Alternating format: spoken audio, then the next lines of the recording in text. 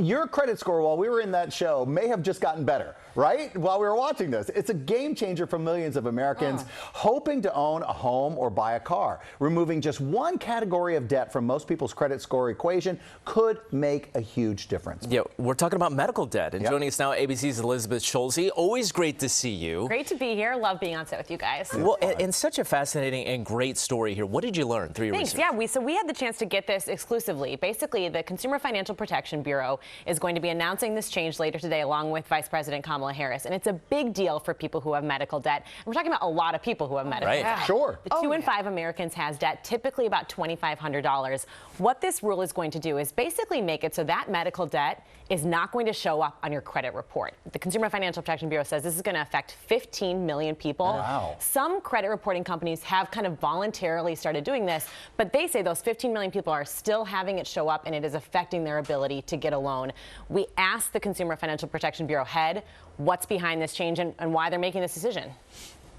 This is going to be an enormous relief to so many people battling bills when it comes to hospital visits. Our research shows that medical bills on your credit report aren't even predictive of whether you'll repay another type of loan.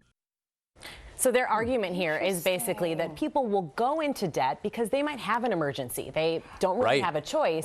And that's not indicative of their overall financial health. That is exactly where my mind went immediately. Because, I mean, there are people who are drowning in a mountain of medical debt. They just had a baby. That's expensive, as you know. They had an emergency surgery that they weren't financially prepared for. Exactly. So there's that. And we talked to some borrowers who said this has really been the issue for them. They had health insurance, but they had to go maybe out of network. They had out-of-pocket costs. They didn't get the bill until after the fact. And then they realized that they were thousands of dollars into debt.